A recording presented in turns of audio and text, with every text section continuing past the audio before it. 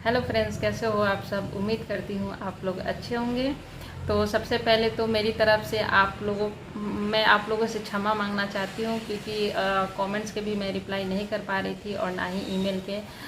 मैं चाहती हूँ कि आप लोगों के मैक्सिमम टू मैक्सिमम सपोर्ट कर सकूँ, रिप्लाई कर सकूँ, लेकिन 3-4 दिन से मैं नहीं कर पा रही थी, तो आई एम सॉरी। बाकी धीरे धीरे मैं रिप्लाई करूँगी। और आज मैंने अपनी कम्युनिटी पे पोस्ट डाला कि आप लोगों के जो भी क्वेरी है एक बार उसको बता दो, मुझे रिकॉल करा दो।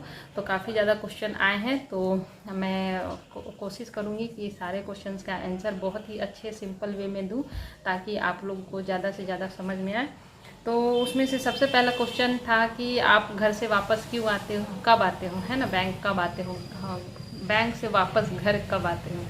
तो आज मैं अपना घर ही लेके बैठी हूँ और आप ये देख सकते हो कि 5:15 हो रहे हैं। तो मैक्सिमम 5:10 या फिर 5:15 तक मैं वापस आ जाती हूँ। और घर वापस आते ही, रूम पे आते ही मैं आप लोगों के लिए वीडियो शूट कर रही हूँ, क्योंकि उसके बाद अभी जो भी एनर्जी है उसको मैं सोची कि आप लोगों के लिए एक वीडियो शूट कर लूँ, क्योंकि बाद में हो सकता है कि मेरा मन ना करे। तो मैं आते ही आप लोगों के लिए वीडियो शूट कर रही हूँ। तो 5:15 हो रहे हैं, ये देख लो आप लोग, है ना। तो मैक्सिमम 5:10 या फिर 5:15 तक मैं घर वापस आ जाती हूँ। तो और ये भी जब कोरोना का टाइम था, जैसे लॉकडाउन के टाइम थे, तो मुझे 5 नहीं बजते थे, 3, साढ़े 3-4 बजे तक मैं वापस आ जाती थी। लेकिन अभी हमारा बैंक का आवर जो है वो बढ़ा दिया गया है, तो इस वजह से 5:10 या फिर 5:05 में आ जाती हूँ।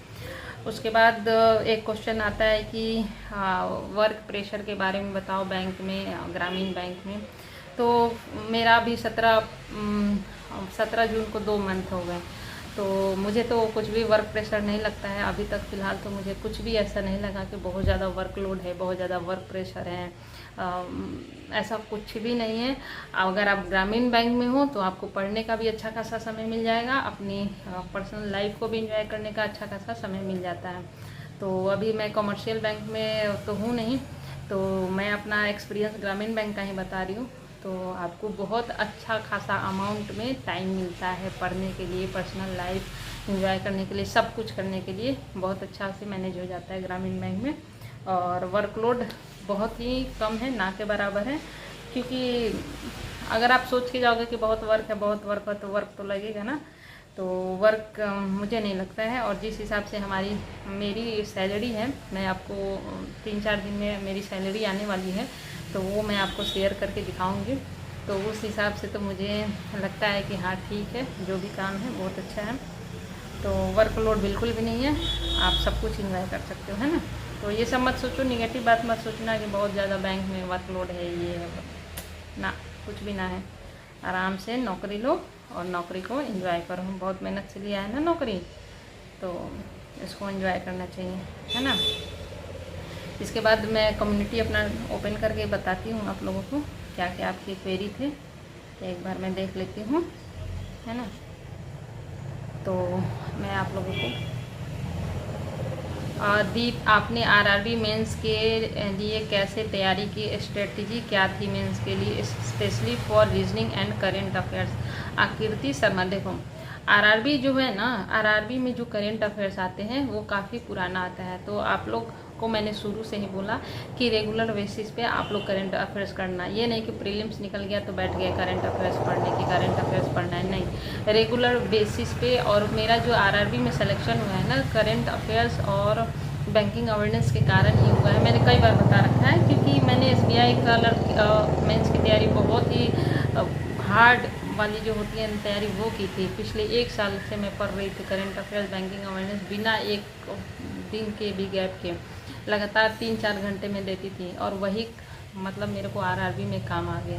तो आरआरबी में पुराना पूछता है, तो कोशिश करना कि थोड़ा सा बैक जाकर पढ़ना और रेगुलर तैयारी करना करेंट अफेयर्स का। ये नहीं कि प्रीलिम्स रिजल्ट का वेट करो, ना ना ना, ऐसे मत करना, ठीक है। डेली पढ़ना।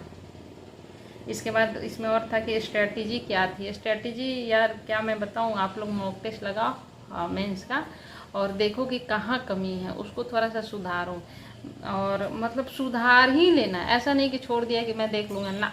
अगर कुछ नहीं आ रहा है तो उसको सुधार लेना, एट ए टाइम उस पर मेहनत करना। भले ही 1-2 दिन लग जाए, लेकिन एट ए टाइम उसमें वर्क करना, आलस मत करना कि मैं बाद में देख लूँगा, बाद ना ऐसे मत करना, ठीक। दी आपने मेंस लेवल कंटेंट की प्रैक्टिस क्वांट एंड रीजनिंग कहाँ से की? मॉक टेस्ट से, है ना। मॉक टेस्ट से ही करना मेंस का, कोई भी मॉक टेस्ट लेना, कुछ भी, ये नहीं कि मैं जो बोलूँ वही ले लो। आपका जो भी आपको लगे मॉक टेस्ट आप कंफर्टेबल हो वही मॉक टेस्ट लेना, किसी के कहने पे मत लेना। मॉक टेस्ट किस लिए होता है? मॉक टेस्ट इसलिए होता है कि आप बनाओ, उसमें देखो कि आपके अंदर क्या कमी है, उसको दूर करो, है ना। तो मॉक टेस्ट कोई भी लो, उसको एनालिसिस करना, उसमें अपनी कमियां ढूंढना और उसको दूर करना, बस मॉक टेस्ट का यही काम होता है। और अगर आप पैनिक हो जाते हो, एग्ज़ाम में बहुत ज़्यादा घबराहट होती है, तो उसको मॉक टेस्ट ही दूर कर सकता है। आप घर से ही प्रैक्टिस करो कि मैं एग्ज़ाम में बैठा हूँ और उस तरह का तैयारी करूँ। दी आरआरबी में कितना मंथ्स का करेंट अफेयर्स आता है? देखो, कोई भी नहीं बता सकता है। कभी कभी लेटेस्ट 3 महीने का भी पूछ सकते हैं, 5 महीने का, 6 महीने का, 1 साल का भी पूछ सकते हैं। तो मैं सेफ साइड लेके चलती हूँ कि 7-8 महीने का तो पढ़ के चलो ही। पुराना मतलब आरआरबी में तो बहुत पुराना पूछता है, तो थोड़ा। और हाँ, तो करंट अफेयर्स पढ़ने का भी एक तरीका होता है, जैसे ऑब्चुरीज हो गई, वो सब पुराना पुराना याद मत करना। और मैं बता दूंगी कि कैसे करना है। बाकी मेरा एक वीडियो पड़ा हुआ है करंट अफेयर्स का प्रिपरेशन कैसे करना है, रीजनिंग, क्वांट, तो वो सब। और हाईलाइटेड चीज़ पढ़ा करो, बैंकिंग करंट अफेयर्स पे ज़्यादा फोकस किया करो। और मैम, क्लर्क लेवल में लैंग्वेज प्रोफिशिएंसी टेस्ट कैसे होता है? Please explain us in details. देखो, मैं तो क्लर्क में अभी हूँ नहीं, और ना ही मैंने लैंग्वेज प्रोफिशिएंसी टेस्ट दिया है।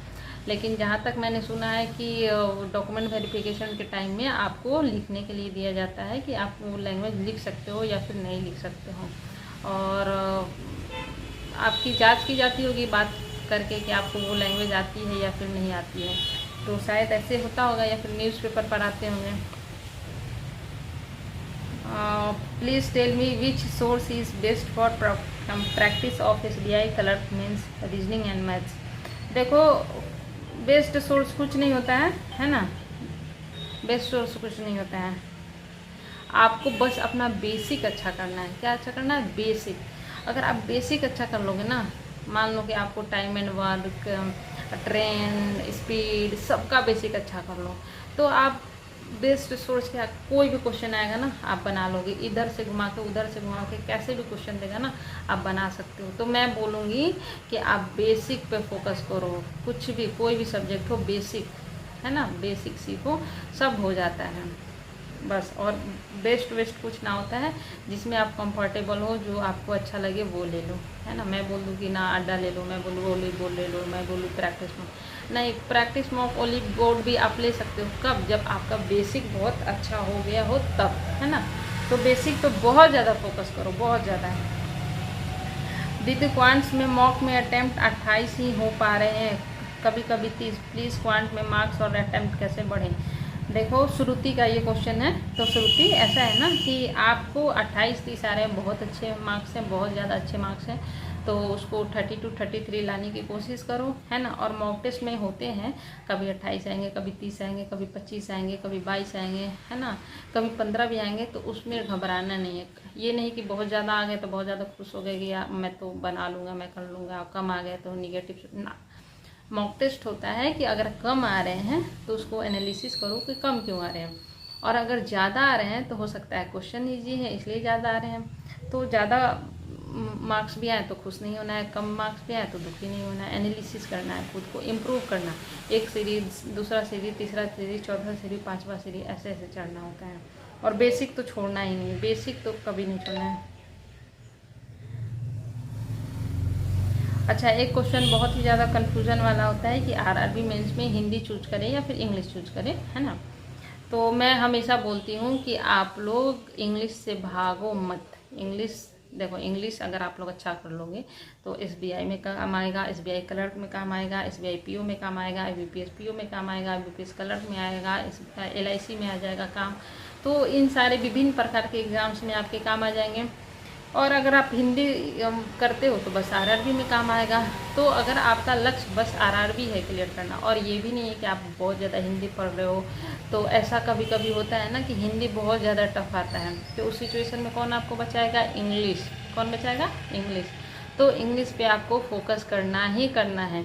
बाकी आप वहाँ पे देखो, दोनों सब्जेक्ट की तैयारी करो, हिंदी की भी और इंग्लिश की भी।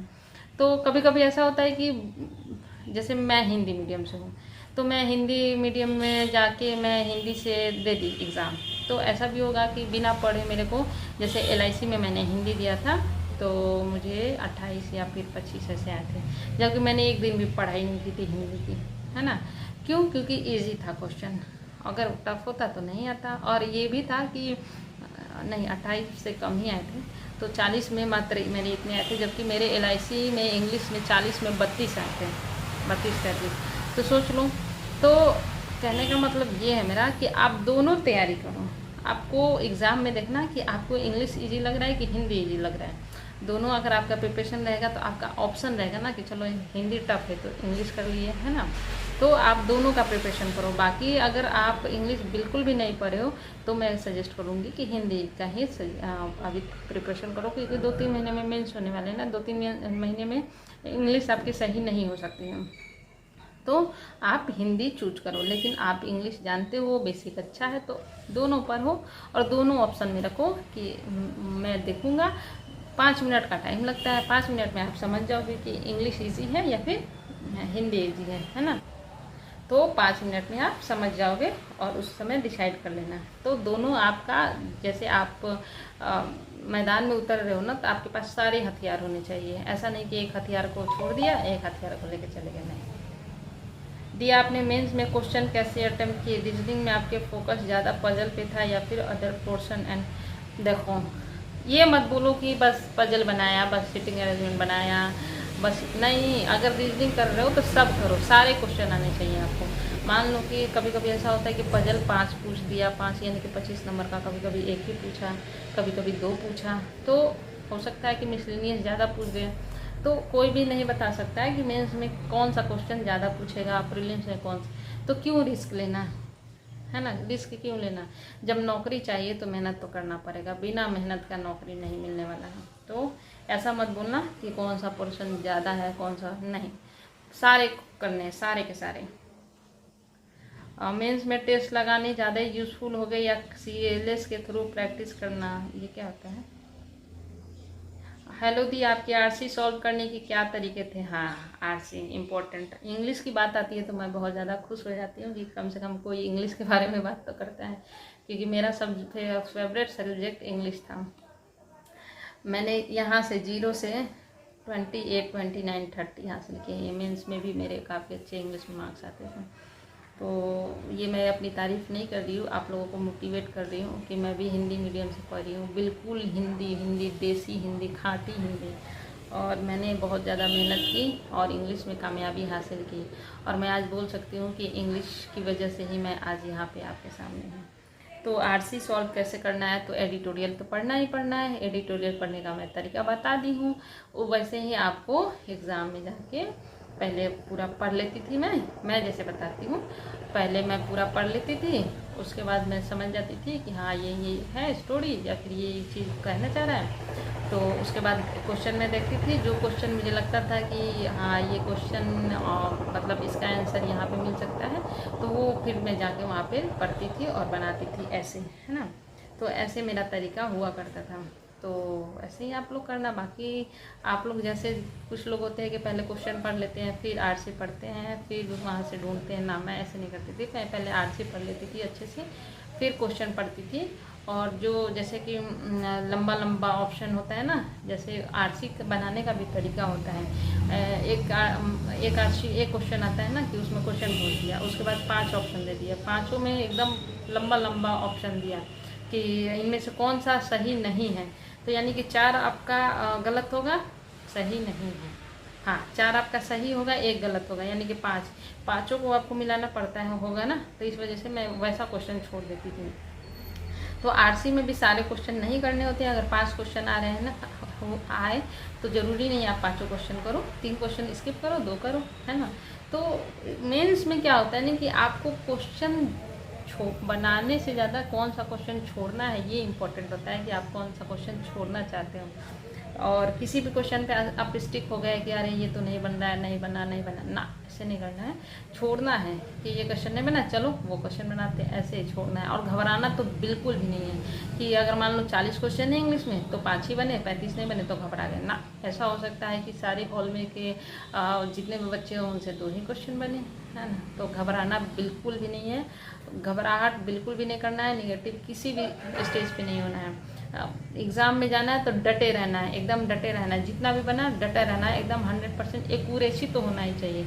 एक्यूरेसी पे आप लोग बहुत ज़्यादा ध्यान दो। ये नहीं कि बना के आ गए 100, प्रीलिम्स में पूछा कि कितने आएंगे एक्सपेक्टेड तुम्हारे, पता नहीं कितने आएंगे। हाँ, मुझसे अगर कोई पूछता था मैं 96 करके आऊँगी, अगर कोई मुझसे पूछा कि तुम्हारे सोनी कितने आएंगे प्रीलिम्स में, मैं बोल देती थी कि 95 से 96। मैं एक्यूरेट बता देती थी अपना स्कोर ना, या तो प्रीलिम्स में भी और मेंस में भी बिल्कुल डिट्टो में बता दूंगी। यहाँ तक कि मेरा जब ये मेंस था तो इसमें भी मैंने डिट्टो बता दिया था कि मेरे स्कोर इतने आएंगे और सेम टू सेम आए थे। तो ऐसा आपका कॉन्फिडेंस लेवल होना चाहिए, ऐसा आपका एक्यूरेसी होना चाहिए। ये नहीं कि कुछ भी मार के आ गए और बोल रहे हैं कि मतलब आइडिया ही नहीं है कि कितने सही होंगे कितने गलत ना।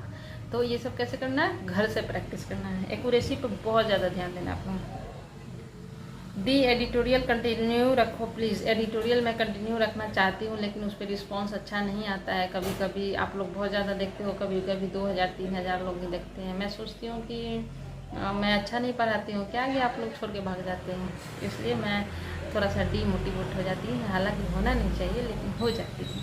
तो लेकिन मैं कोशिश करूँगी कि एडिटोरियल पे आप लोगों को मतलब आप लोग बताओगे तब ना कि अच्छा लग रहा है। बताते ही नहीं हो तो मैं कैसे जानूँगी। बोलो कि दीदी अच्छा लग रहा है, प्लीज़ कंटिन्यू करो। हाय सोनी, कैसे हो आप यार? मेंस की स्ट्रेटजी बता दो। मेंस की स्ट्रेटजी मैं बता दूँगी, ठीक है। बाकी मैं बोलूँगी कि मॉक टेस्ट से आप लोग ज़्यादा से ज़्यादा मैक्सिमम प्रैक्टिस करें। आशीष गौतम सर के करेंट अफेयर्स सफिशिएंट है क्या? ना, सफिशिएंट नहीं है। आशीष गौतम सर के करेंट अफेयर सफिशिएंट नहीं है। आपको मिनिमम 2 मैक्सिमम 3 सोर्स, ये तीन सोर्स आपको फॉलो करने ही करने हैं। ये नहीं अब यार आलस मत करना आप लोग कि एक पढ़ लिया हो गया ना, आलस बिल्कुल भी नहीं करना। एक आशीष गौतम डेली करना ही करना है। Study IQ best 300 monthly PDF को 3-4 बार मतलब रट जाना है। रटने का मतलब कि बैठ के तोता जैसा पढ़ना नहीं है। 3-4 बार जैसे फ्री हो गया, अभी जैसे मैं बैठी हूँ, मैं बताती हूँ कैसे पढ़ना है। अभी जब मैं बैठी हूँ तो क्या करूँगी, PDF ओपन कर लिया, हाँ हाँ हाँ हाँ ऐसे ऐसे पढ़ लिया कि हाँ ये पढ़ा था, ये पढ़ा था, ये पढ़ा था, ये पढ़ा था, ये पढ़ा था। फिर कभी फ्री हुआ फिर एक बार PDF खोल के देख लिया। तो ऐसे आप लोग आदत लगाओ, बीमारी बना लो करंट अफेयर्स पढ़ने का। अपने अंदर एक कीड़ा बना लो कि मेरे को पढ़ना ही पढ़ना है वरना मेरे को नींद नहीं आएगा, ऐसा जुनून बना लो। IAS PCS देखते हो, मतलब 50-50 किताब रट जाते हैं। और हम लोग बैंकिंग एस्पायरेंट को कितना पढ़ना होता है, मान लो कि 400-500 पेज है ना, उसमें भी हम लोग आलस करते हैं ना। ऐसे आलस मत करना। देखो मतलब अगर किसी भी टाइम पे डिमोटिवेशन लगे, किसी भी टाइम पे आप लोग फील करो पढ़ने का मन ना करे, तो आप थोड़ा सा बड़े वाले से तुलना करो कि वो लोग कैसे करते होंगे, है ना। और तो वहाँ से आपको थोड़ा सा मोटिवेशन मिलेगा और आप बोलोगे यार ये कर सकते हैं तो हम क्यों नहीं कर सकते, हम भी कर सकते हैं। This is my last attempt, 4 mains दिए हैं, बस आप ये बताएं प्री कैसे क्लियर करें। भाई डेवलपर, इनका नाम, नींद भी नहीं आती, कोई सपोर्ट नहीं कर रहा है, neither parents nor siblings, hope you understand. अच्छा 4 मेंस आप दिए, 4 मेंस, आप समझ रहे हो आप कितने काबिल हो, आपके अंदर बहुत ज़्यादा काबिलियत है। और प्रीलिम्स क्लियर कैसे करें, आप मुझसे कैसे पूछ रहे हो भाई, आप तो खुद 4 मेंस क्लियर किए हो, सॉरी 4 मेंस में बैठे हो। आपको अभी क्या करना है, चलो लास्ट अटेम्प्ट है ना, मेरा भी लास्ट अटेम्प्ट था। देखो मैं हूँ ना, आज बन गई ना बैंकर, तो ऐसा कुछ नहीं है कि लास्ट अटेम्प्ट, यार लास्ट अटेम्प्ट में जो मज़ा है ना वो first attempt, second attempt, third attempt में बिल्कुल भी नहीं है। अगर आप लास्ट में यहाँ पे बॉर्डर पे खड़े होकर यहाँ पे, और एक तरफ कुआं एक तरफ खाई, और जाना है आपको पार, और जब आप वो पार करते हो ना, वो हैप्पीनेस वो फर्स्ट सेकंड वाले नहीं समझते हैं। तो लास्ट है तो भी कोई दिक्कत नहीं है, आप अपने आप को देखो कि मेरे अंदर क्या कमी है, मैं कहाँ छूट रहा हूँ, मेरा मेंस क्यों नहीं हो रहा है ना, मैं कहाँ पे कमी कर रहा था, उसको दूर करो। कंजूसी मत करो उस चीज़ को दूर करने में, फाइंड आउट करो अपनी गलतियों का और उसको दूर करो। तो ये सब मत सोचो कि लास्ट है, नहीं तो घबरा जाओगे, फिर एग्ज़ाम खराब जाएगा ना, ऐसे मत सोचना। बस ये सोचो कि जब सोनी कर सकती है लास्ट में जाके 8 साल की मेहनत के बाद, आप क्यों नहीं कर सकते हैं। और जब भी आपको गिव अप का मन करे तो भी ये सोचो कि यार जो एक लड़की सोनी जो 8 साल तक लगी रही, मामूली बात नहीं है। मैं अपनी तारीफ़ नहीं करती हूँ, है ना, कि आप लोगों को लगे मैं अपनी बहुत तारीफ़ करूँ, लेकिन आप सोचो कि 8 साल तक लगातार एक जॉब के पीछे भागना, वो भी मतलब मैं तो कलर का ही प्रिपरेशन कर रही थी ना, तो एक जॉब के पीछे भागना 8 साल तक, यहाँ से कितना मुझे स्ट्रॉन्ग होना पड़ा होगा। तो जब मैं 8 साल तक कर सकती हूँ, आप नहीं कर सकते हो? कर सकते हो, हर एक इंसान कर सकता है। और वैकेंसी कम आ रही है या फिर मत सोचो, कुछ मत सोचो, बस अपने गोल पे फोकस रखो। दीदी बैंक का टूर करवाइए ना एक बार। यार बैंक का टूर नहीं करवा सकती हूँ, बैंक वाले मुझे बहुत मारेंगे। आपको जॉब में देख के बहुत अच्छा लगता है, आपने अपना घर वालों को बहुत ज़्यादा खुशी दी, खासकर अपनी माँ और पिताजी को। हाँ ये तो है, बहुत ज़्यादा। और मुझे अपने आप पे बहुत ज़्यादा प्राउड भी फील होता है, बहुत ज़्यादा मुझे अपने आप पर प्राउड फील होता है कि मैं कैसे टिकी रही 8 साल तक, और फाइनली मेरा जॉब हो गया। और मतलब हुआ भी तो 2 PO में प्रोविजनली अफसर, और भगवान ने मुझे मेरी मेहनत का फल दिया। बहुत ज़्यादा मैंने मेहनत की था, बहुत ज़्यादा। आप लोग मेरा रिजल्ट वाला वीडियो देखना और उस दिन का मेरा फेस देखना और आज का फेस देखना, कि मैं उस दिन ऐसा लग रहा था कि मैं किसी आश्रम से निकल के भाग रही हूँ, कोई पागल खाने की लड़की है। मेरी इतनी ज़्यादा हालत ख़राब हो ही रखी थी पढ़ाई कर करके। क्यों? क्योंकि मैं बहुत ही एवरेज गर्ल हूँ, बहुत ही नीचे लेवल। मतलब होता है ना कि हाँ भाई, बहुत जो इंसान संघर्ष करके आगे बढ़ता है, बहुत ज़्यादा संघर्ष करके, वो मैं लड़की हूँ। तो आप लोग एक बार, किसी ने नहीं देखा हो तो उस वीडियो को, मेरा रिजल्ट वाला दिन का मेरा वीडियो देखना, मेरा उस दिन का फेस देखना, मेरा बाल देखना, आपको लगेगा कि कोई पागल लड़की है, पगली है कोई तो वैसे मैं रहा करती थी और वैसे मैं पढ़ा करती थी, मैं पागल हो गई थी नौकरी के पीछे। तो ma'am which age you started preparation, reply must.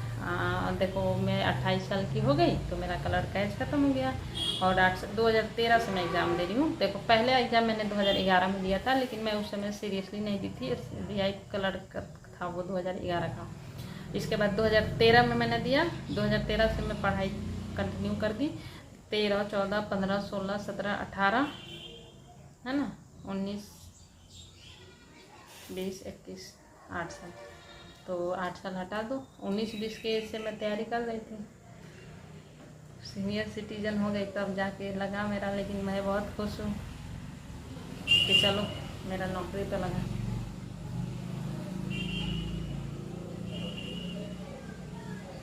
दी आप अपने लेवल से RRB PO की प्रिपरेशन कराओ प्लीज़, क्योंकि टाइम जा रहा है। देखो आपको खुद करना होगा। आप देखो मेरे साथ 28,000 लोग जुड़े हुए हैं, अब मैं कैसे जानूंगी कि किसके अंदर क्या कमी है? मैंने तो नहीं जानूंगी ना, आप लोग जानते हो ना कि आपके अंदर क्या कमी है। तो आपको खुद प्रिपरेशन करना है और अपनी कमियों को खुद दूर करना है। मैं कैसे करा सकती हूँ बताओ भाई?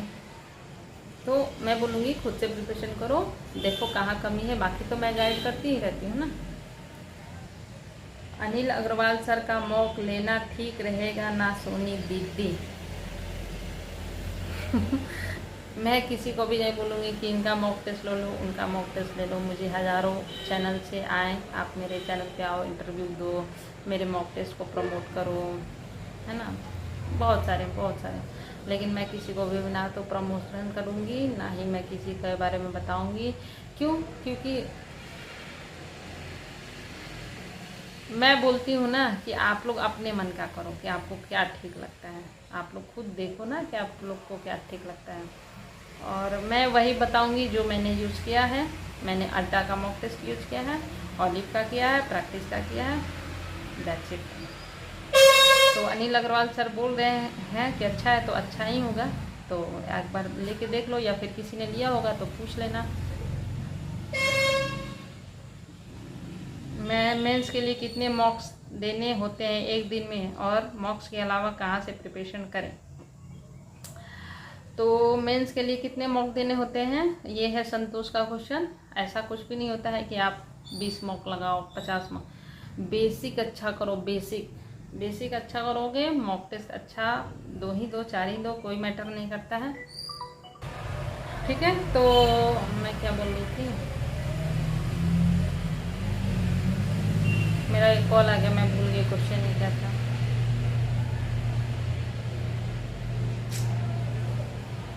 चलो नेक्स्ट क्वेश्चन ले लेती हूँ।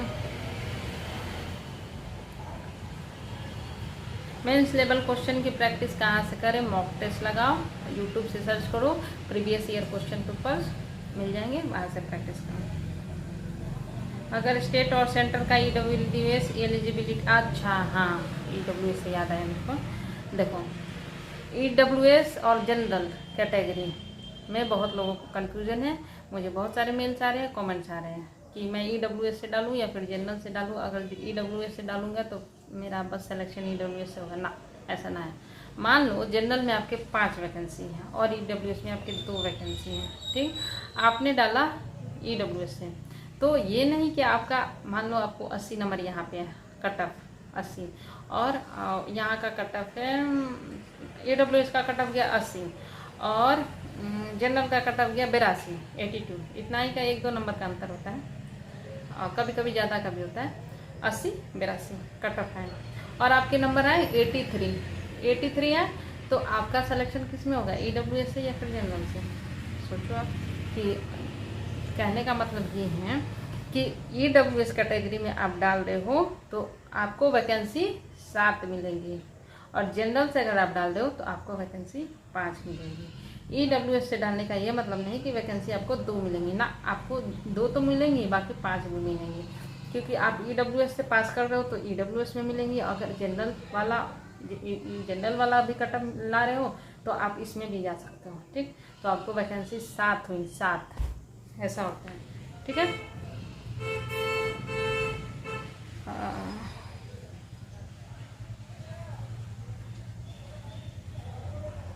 एक दिन में कितने सेट देने चाहिए? एक प्रीलिम्स के एक ज़्यादा लगा सकते हो, लेकिन बेसिक पे ध्यान दो यार, ज़्यादा मॉक टेस्ट के पीछे मत भागो, बस मॉक टेस्ट लगाए जा रहे हैं, अपनी कमियों को देख नहीं रहे हो। RRB PO प्री में सेफ अटेम्प्ट क्या होना चाहिए? पहले एग्ज़ाम के पहले कट ऑफ प्रिडिक्ट ना, बिल्कुल भी मत करना कट ऑफ प्रिडिक्ट, किसी का भी बात मत सुनना। मेरा जब RRB PO हुआ था तो सबने बोला कि कट ऑफ हाई जाएगा, गया कितना कट ऑफ, बहुत ही लो, बहुत ही ज़्यादा लो। कट ऑफ प्रिडिक्ट मत करना, ये मत करना कि कितने सेफ अटेम्प्ट है, क्या होंगे क्या नहीं। अपना बेस्ट दो, जितना कर सकते हो एग्ज़ाम में उतना बनाओ, अब चुपचाप अपने घर जाओ। कट ऑफ के चक्कर में ना पड़ो, कोई भी इंसान कट ऑफ डिसाइड नहीं कर सकता है कि कितना कट ऑफ जाएगा। आप बुक कौन पढ़ती थी? मैं बुक से तैयारी नहीं करती थी, कभी नहीं किया। शुरुआत में जब 13-14 में थी, जब मोबाइल ये जियो लॉन्च नहीं हुआ था, तभी मैं बुक से पढ़ा करती थी, RS अग्रवाल, और इंग्लिश के लिए नीतू सिंह है ना, और रीजनिंग के लिए भी शायद RS अग्रवाल की ही बुक थी, तो ऐसे थे। लेकिन जब से जियो आ गया तो मैंने बुक से पढ़ना छोड़ दिया, और मैं भी अभी भी सजेस्ट करूँगी कि बुक से आप लोग ना पढ़ें। अभी तो बुक से में लेटेस्ट कुछ होता नहीं है, बाकी निमिषा बंसल मैम की इंग्लिश की बुक आती है, वो काफ़ी अच्छी है, वो आप लोग ले सकते हो। और क्वांट के लिए RS अग्रवाल सर की बुक ले सकते हो। मेरा क्वांट और इंग्लिश बहुत वीक है, I got 11 marks yesterday in mock and I am below average. क्या एक बिलो स्टूडेंट एग्जाम क्लियर कर सकता है? प्लीज़ इस क्वेश्चन का अपने वीडियो में आंसर दीजिए। I am also so demotivated aspirant. मैं जीता जाता एग्जाम्पल हूँ बिलो एवरेज का। अब मैं कैसे बताऊँ कि एग्ज़ाम क्लियर कर सकता है या फिर नहीं कर सकता है बिलो एवरेज। मैं आपके सामने बैठी हूँ, मेरे स्कोर 0, 1, 2 ऐसे आते थे, और मॉक टेस्ट में मेरे 30, 35, 40 आते थे। मेहनत एक ऐसा हथियार है ना, मेहनत, अगर आप मेहनती हो, आपके अंदर करने का जुनून है, बिलो एवरेज इंटेलिजेंट कुछ नहीं होता है। कभी कभी ऐसा होता है कि इंटेलिजेंट लोगों का एग्ज़ाम क्लियर नहीं होता है और बिलो एवरेज का हो जाता है ना। और मैं तो ये कहूँगी, देखो हम लोग गए थे 100-150 मतलब सिलेक्शन हुआ था। और मैं जब गई थी हेडक्वार्टर में, तो मुझे तो ऐसा कोई भी नहीं लगा कि बहुत ज़्यादा एक्स्ट्रा ऑर्डिनरी है, बहुत ही ज़्यादा इंटेलिजेंट है। सब हमारे ही जैसे होते हैं, बिलो एवरेज स्टूडेंट। ऐसा कोई भी नहीं है कि बहुत ज़्यादा इंजीनियरिंग बीटेक करके एकदम हाईफाई कॉलेज से आया हुआ सारे लोग। और आप तो आश्चर्य करोगे कि एकदम बिलो एवरेज से भी नीचे के बच्चे होते हैं वहाँ पे अपनी मेहनत के दम पे। तो 100 अगर सेलेक्ट होंगे ना, तो 99% हमारे जैसे बच्चे होते हैं। 1% ऐसा होता है जिसका एक बार में सिलेक्शन हो गया या फिर बहुत ज़्यादा इंटेलिजेंट है। बाकी बिलो एवरेज का ही सिलेक्शन होता है। किसका होता है? बिलो एवरेज का ही सिलेक्शन होता है। बस मेहनत करना, मेहनत से भागोगे तो फिर कैसे होगा। दी क्या कलर में भी डिस्क्रिप्टिव टाइपिंग वाला होता है क्या? ना, नहीं होता है। प्रेजेंट टाइम को देखते हुए बैंक एग्ज़ाम की प्रिपरेशन करना चाहिए कि नहीं? Actually now I am doing bank exam की प्रिपरेशन करनी चाहिए। करो, क्या दिक्कत है, करना चाहिए। मान लो कि इस बार आरआरबी में इतनी सारी वैकेंसी है, बिहार से बहुत सारी वैकेंसी आई, पिछले साल से ज़्यादा वैकेंसी आई, तो कौन बोलता है कि वैकेंसी नहीं आएंगी? वैकेंसी आएंगी, तैयारी करो।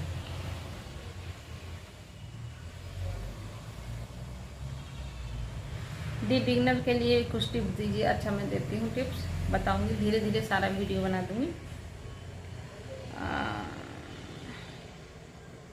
दी अड्डा 247 बैंक प्राइम टेस्ट पैक है, वो मैं एंड्रॉयड फ़ोन में यूज़ कर रही हूँ, सारे मॉक फ़ोन से दे सकती हूँ। हाँ, कौन बोलता है कि आपको लैपटॉप कंप्यूटर चाहिए? मैं खुद मोबाइल वाली हूँ, मैंने खुद टूटी फूटी मोबाइल। आप मेरा प्रीवियस बहुत पुराना वीडियो देखना कि मैंने कैसा मोबाइल से पढ़ के पास किया एग्ज़ाम। और मेरा जिस दिन सिलेक्शन हुआ उसके 4-5 दिन बाद मैंने नया मोबाइल ख़रीदा था, सैमसंग का।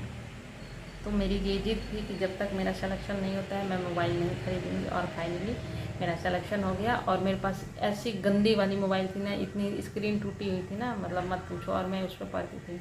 पुराना वीडियो है मेरा, बहुत पुराना, आप लोग देख लेना, उसमें मैंने दिखाया है अपना मोबाइल।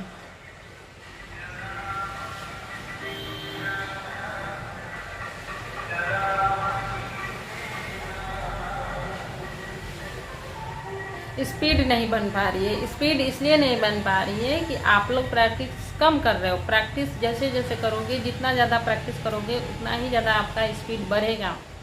प्रैक्टिस कम करोगे, बेसिक अच्छा नहीं होगा, क्वेश्चन में अटकोगे तो स्पीड कहाँ से बनेगा? तो सबसे पहले बेसिक अच्छा करो, प्रैक्टिस करो। जैसे एक चैप्टर पढ़ लिया टाइम एंड वर्क, तो उसके ढेर सारे क्वेश्चन लगाओ। और ये मत उम्मीद करो कि सारे क्वेश्चन बन जाएंगे, फिर नहीं बने तो डीमोटिवेट। अगर 10 क्वेश्चन उठाओगे तो 4 नहीं बनेंगे। डीमोटिवेट नहीं होना है। इन चारों को देखना है क्यों नहीं बना, इसका सॉल्यूशन निकालना है, इसको इन्हांस करना है, अपने अंदर बनाना है, ढूंढना है सॉल्यूशन, अपने आप को इम्प्रूव करना है ना। तो ऐसे करना है। प्रैक्टिस बहुत ज़्यादा करो और क्यूज लगाओ बहुत ज़्यादा। और वो क्यूज होता है ना, एक सेक्शनल क्यूज, वो लगाओ, मॉक टेस्ट लगाओ। और इंग्लिश पे ध्यान देना, भागना मत इंग्लिश से। सो गाइज, आज का सेशन बस इतना ही। कैसा लगा आप लोग बताना कमेंट करके, क्योंकि बहुत ज़्यादा लंबा होने वाला है ये वीडियो। हो गया शायद आधे घंटे का हो गया। और मैं अभी बैंक से वापस भी आई हूँ और मैं आज बारिश में भीग भी गई हूँ।